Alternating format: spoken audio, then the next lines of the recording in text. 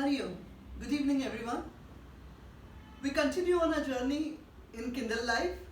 So let's begin this beautiful session with prayers.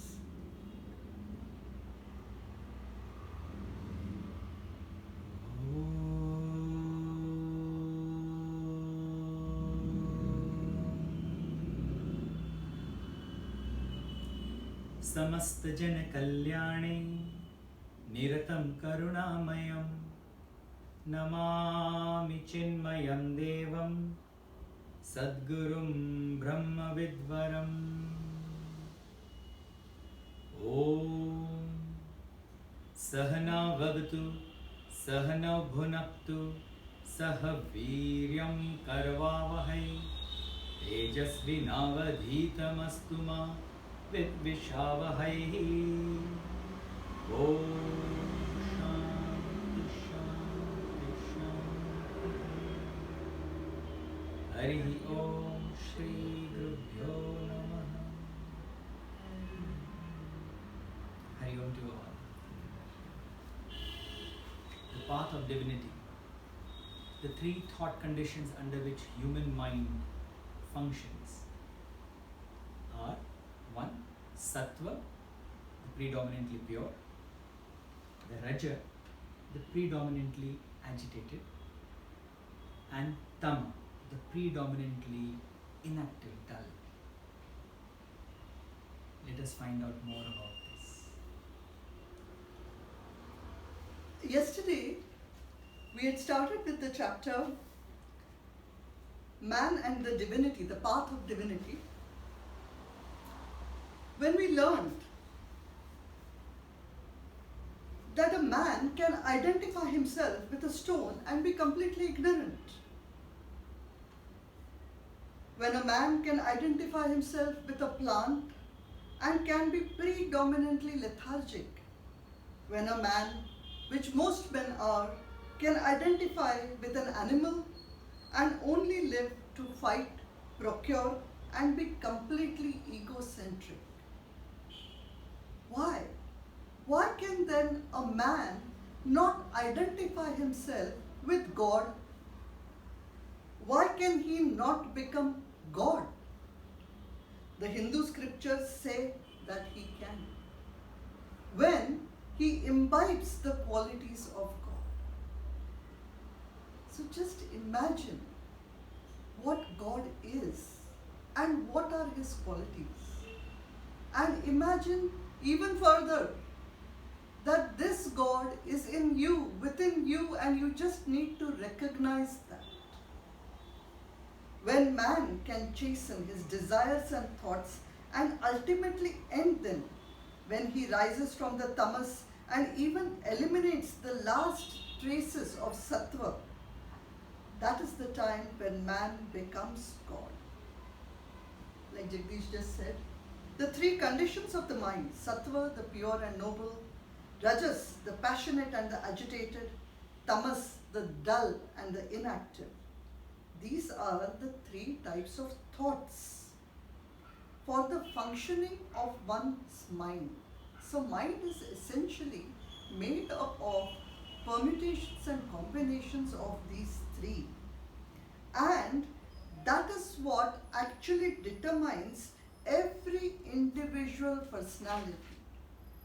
So each of us are a combination of these three, and depending upon the combination, it is what we are or what our minds or character is. The mind and intellect are composed of these three. The difference being, now just think of what I said, the mind and the intellect both are composed of these three. But then what is the difference? The difference is the mind is an instrument for feelings and intellect is the discriminating faculty or the judging faculty. Tells us which is right or wrong. We also saw yesterday the two types of discrimination that we have within us, or two types of intellect, buddhi. One is the sthula buddhi, which is called the gross intellect. What does that do? It discriminates between the objective world, the world of objects. Second type is the Sukshma Buddhi or the subtle intellect. This subtle intellect discriminates between the transcendental and the terrestrial, or between the spiritual and the secular. That is the main difference between these two buddhis. Yesterday we had to do some other points also, which we shall complete today of the same chapter. We are now talking about mind and intellect within man. We also went ahead and spoke about desires. After listening to Sukshma Buddhi and Sthula Buddhi, we also can understand now that why even a brilliant person, a person who is brilliant in his application in the secular world, he cannot or he fails to understand the import of scriptures. Why is that? Now this we can understand it is because of the combination of all these three factors within him. The texture and the quality of his intellect, however sharp the gross intellect is, it cannot penetrate and understand the truth beyond the realms of matter. His mind and intellect is connected only with things which are in the realm of matter, or which has which type of buddhi? The Sthula Buddhi. To have Sukshma Buddhi, to transcend beyond the material into the spiritual, you require a special combination. We also saw that what is our mind is also the thoughts which are continuously flowing. The thoughts flowing in our mind are manifestations of the related desires which are entertained by us. So what are the kind of thoughts that we get in our mind? Those which are related to our desires. Hence, when the desires are overcome, the divinity within us unfolds itself. The Bhagavad Gita beautifully describes the three types of veiling over which the self is hidden. Over here, I would just want to get one point. Please. Over here, I would like to get your attention to a point. First, desires come. Then the thoughts think on the desires. So in the chronology, you should understand this. That sometimes you wonder, Ashwin, पता नहीं कहाँ से ये thought मेरे मन में आ गया? From where did this thought land in my mind? From where? From a deep-rooted desire which even you may not be aware. Which we call as? The deep-rooted vasanas. So understand this. That before a thought current appears in your mind, it is the intellect which shoots this desire. That's what I just wanted to get a point on. The inherent tendencies which we have already done in the earlier chapters, the vasanas. But what it is composed of, all of this are these three, the sattva, the raja and the tama. Please continue. So what are the desires? Yesterday we had stopped at a particular point when we had spoken about what are sattvic desires also, and what are the rajasic desires and what are the tamasic desires. The sattvic or the pure or noble desires. In short, if I were to give an example of it, whenever you have the desire to do something good, something noble, something for everybody to share, whether it is spiritual or sometimes even not spiritual, of the world also. Like in COVID situation, if the desire comes into you, let me see how I can help other people, how I can go forward and do something for others. Now that is a sattvic desire. You want to do something. You desire to do something for the benefit of others also. The rajasic desires are which they are passionate and egocentric.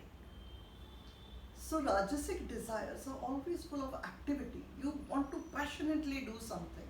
Oh yes, I want to go forward and do do something. But for mainly to kith and kin or to oneself. Yeah. So basically for one own self.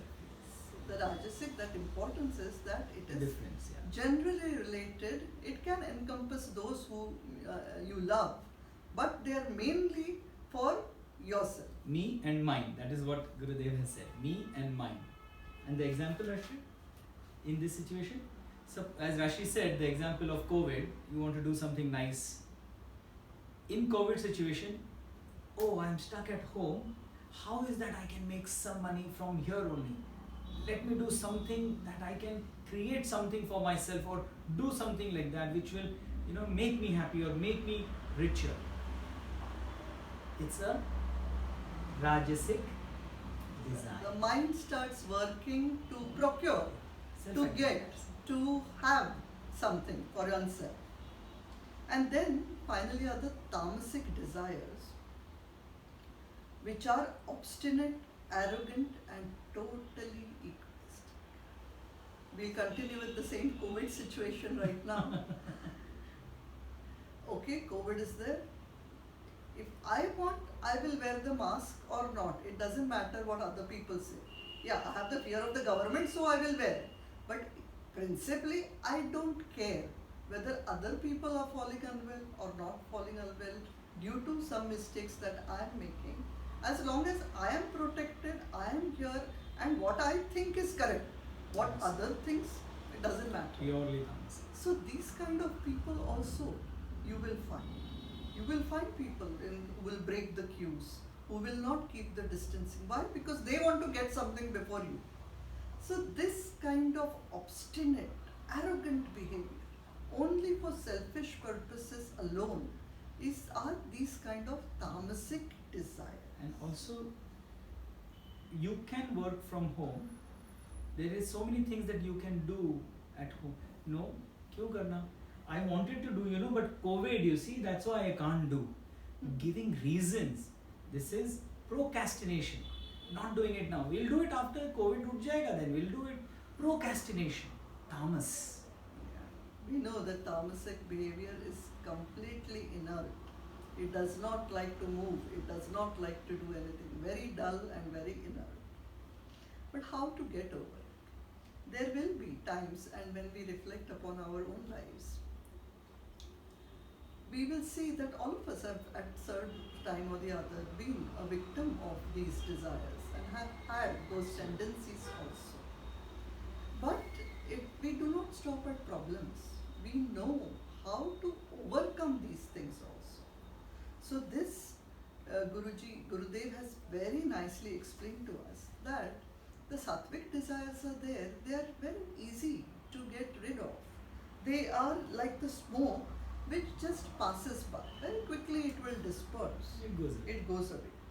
Rajasic desires are like there is a dust on the mirror and you have to take some effort to clean the dirt and then you can see clearly. Those are Rajasic desires. However, Tamasic desires are the most difficult to get rid of and it takes time. How has Gurudev explained that? That the divinity lies enveloped in them like a fetus in a womb. The indication is that these desires, these desires cannot be removed forthwith by mere effort. It takes a good deal of time and patience like that of a fetus to grow and emerge from the womb. So if you want the consciousness to arise out of tamas, just like a fetus takes time to grow also and come also, you require patience and time. And work. Self-effort is the most important. But please do not misunderstand this example that pregnancy or birth is tamas. No. It's just an example how that effort is so much more. But that's why it is called labor. Yes. In fact, the fetus is compared to the consciousness, to the God within you, which needs to come out through the covering of the womb. That is what it means. The religion helps us to chasten our desires and thoughts and so as to ultimately end them. And as we rise from the tamas, Now over here one word is missing in some of the books which are there. In my book also it was missing. Please note this sentence correctly. The absolute last paragraph, last sentence. Religion helps us to chasten our desires and thoughts so as to ultimately end them. And as we rise from tamas to the rajas, divinity gradually unfolds itself, and when the last traces of sattvic desires are also eliminated, man becomes God. Our Guruji and Gurudev have always told us, don't think of this as not possible. You have seen in your lifetime and you have heard of saints and Mahatmas and Gurus who have transcended from being a mere man to achieving the status of God, to actually merge in that consciousness to become God Himself. So these are not exaggerations. Yeah, this is very, very much possible. Have faith, believe, and work at it. So let us continue now in the next chapter, chapter number 22, the state of divinity. Godhood is experienced in the state of thought extinction.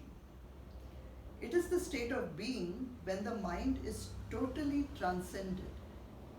Divinity is the very nature and essence of man, but it lies covered under the encrustation of thoughts. When thoughts cease to erupt, man attains Godhood. Religion indicates the different paths to reality. It prescribes various techniques for the extinction of thoughts by quietening and transcending the mind. Very clearly now we are seeing, we saw what the problems were, now we are seeing the solutions. What is the path to follow? What is the method to be taken? Essentially, we need our minds to become completely devoid of thoughts. We have seen earlier, yes Jagdish, that a mind is a continuous flow of thoughts. Previous chapters. And we just read a little while ago that the thoughts every man entertains are related to his desires. So essentially, this continuous flow of thoughts needs to be stopped for a person to able to transcend from the world of objects to the world of spirituality. Mind is related to thoughts as river is related to water. A mind is not merely thoughts, just as river is not merely water. It is the flow of water that makes a river. So too, it is the flow of thoughts which creates the mind. A mind thus created veils the divine self within us. Scriptures aim at transcending the mind by arresting and ending the thought flow and thereby unfolding the divinity inherent in us. The flow in each case generates power and dynamism. A mere collection of water, however large it may be, lies inert and powerless. When, however, it starts moving, it gathers strength and dynamism. So also thoughts flowing in rapid succession create a dynamic mind which projects the apparently permanent, stable and concrete world experienced by us. A similar phenomena is seen when the glowing point of a stick is swiftly revolved in darkness. The rapidity of its movement produces distinct and clear figures which appear real. Another example of the same principle from the modern world is the movies. The pictures in the film are, by themselves, inert and insentient, but solid, substantial and sentient scenes appear on the screen when the film moves in the projector. Isn't that right? Yeah, actually this is something which we must really speak of it again. The example given is like a torch, or what we call as the sursuri in Diwali. after it is lit, when we move our hands fast in the dark and make images, you actually see a persistence of vision. Continuously, then you see those figures. In reality, there is no figure. But still we see it. The same way, in the movies, there is no human being there. It's a screen. Upon the screen, something is just being projected in a continuous flow. So because of this persistence of vision, once again, we think as though it is there. It appears. Yes. It is, you've seen, like in a film reel, you can imagine that every photograph over there is just still. It is inert. But when it moves, it appears to be moving on the screen. So you actually see that something is happening. And this is what he said. The mind does create veils the divine self within us. Why? Because continuously we are seeing things in our world. The moment we open our eyes, the world is open outside. The moment we go to sleep, the world is going in the mind. So how will we see the divinity? Another very beautiful thought process was that which we just had imagined some time ago, few years ago, has become a reality today. So we can see that in so many, especially in the field of science, things which were just thoughts, which were just in your mind, have actually projected and become creations today. Who could ever imagine that a man can go on the moon? But obviously somebody imagined it, and that imagination became a reality. So the thought, when it is projected on the mind has the capacity to create it into what we think of as reality. It can project as though it is very real. So this is a beauty of mind. Let us continue. Yeah.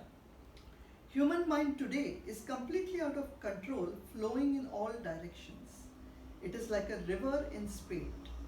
Our primary attempt should be to prevent the flow spreading in all directions by controlling, harnessing and regulating it. This is achieved by reinforcing the banks which decide the direction of the flow. Hence, the intellect has to be chastened and chiseled with the help of scriptures. So here we have seen, and we know it to be true, that 1,000,000 thoughts in a second almost. Mind is running everywhere. We are trying to concentrate here, but mind is going somewhere else. Happens to us all the time. It's completely out of control. And this has to be given a proper direction. And in order to do that, the banks, that is our intellect, which holds our flow of thoughts in the right direction. It gives it the right direction to go. Our intellect needs to be very sharp. Actually, the analogy fits so beautifully that just any flowing water is not river. A river is in between two banks and in a particular direction, not in multi-direction. Correct. Again, the nature of the river is dependent upon the quality and texture of the water flowing in it. If the water is muddy, the river is muddy. If the water is fast, the river is fast, and so on. Likewise, the thoughts are directly related to the mind and the mind to man. As the thoughts, so the mind. As the mind, so the man. No man, therefore, can be changed or reformed unless his mind changes, and the mind can never change unless the structure and composition of the thoughts are changed. A change in thoughts can be effected by 3 methods, namely by reducing the quantity of thoughts, by improving the quality of thoughts, and by giving a different direction to the thoughts. How incredibly beautiful. Unbelievable it is. The problem has been told to us in its entirety, that it is the mind which is causing problems, it is out of control. And this mind has to be reined in. And how to do so? And see this sentence over here. As the thoughts, so the mind. As the mind, so the man. And the quality of his thoughts need to be at so much better and higher level. And how to do that? No man can be changed or reformed unless his mind changes. And the mind can never change unless the structure and composition of thoughts are changed. It's the problem. The solution is also given that there are three things we can do to change our thoughts. It can be effected by reducing the quantity of thoughts. Why to think unnecessarily? This heroine has done that hero has done that, okay, we read it as news in gossip. Why give it so much of thought which is not really required? Or this man said this to me, that man. And how many unnecessary thoughts that come into our mind which can definitely be eliminated. Secondly, by reducing, the first was by reducing the quantity of thoughts. Secondly, by improving the quality of thoughts. Really, our mind can go anywhere. It can fall to the worst depths and it can surprise us. Why am I thinking like that? It comes as a shock. Where is my mind going? On the other hand, it can reach the highest realm of philosophy, of science, of any topic that you can think of. But you need to apply the mind in a higher realm. The quality of the thoughts have to be improved. Quantity has to be reduced. Quality has to be improved. And finally, it has to be given direction. Just like the river in spirit. When the banks are good, it has to be given a particular direction. You will do this as an exercise also, and you probably also have felt it before. You can know sometimes that your mind is wandering, the thoughts are going wrong. You can actually feel it. And when that occurs to you, arrest that complete thought and give it a direction to go in a good manner, to go to a higher realm for a better thought. They are declared in Hinduism by three well-known yogas. Now see how Gurudev has connected. Now you will come across more and more words which are Vedantic in nature. In Hinduism, there are three known yogas are called Karma, Bhakti and the Jnana Yoga respectively. In addition to these, there is a fourth yoga called the Hatha Yoga. It is prescribed for those who are underdeveloped both in head and heart. By the practice of these yogas, the mind gets purified and is rendered fit for meditative flights. When such a mind is absorbed in meditation, the last traces of thoughts die away, leaving the meditator in a state of absolute bliss. The four yogas prescribed in Hinduism cater to the entire cross-section of humanity. No other religion in the world is as conspicuously endowed with such a catholicity of practical application. The world needs this knowledge as much as Indians do. The state of divinity is not merely a personal achievement. It must culminate in the universal resurrection. How absolutely incredibly beautiful.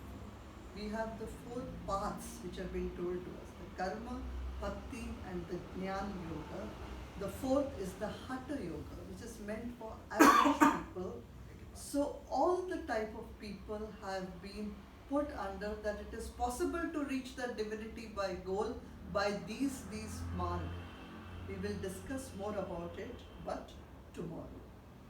Finally, once again, bring your mind to this particular sentence, that no other religion in the world is as conspicuously endowed with such a catholicity. Over here, catholicity means all embracing of practical application. It is not some hocus pocus or some magic or something which will happen. These are practical applications. You do it and you will get it. And you will see it. That is right. And this state of divinity is not related only to Indians. It is universal. It is for mankind. It is for humanity. And when more is it required Than than today. now and today? And that is what we need to think about and practice. So today we end our session over here. We will think a little more about the last portion of this chapter tomorrow when we go further. And Tomorrow, yes, incredible topic is coming. It is fundamentals of Vedanta. It is, I can't explain. We have to will go find through the out. book. We will all find it out. So let us end today's session with wonderful prayers again.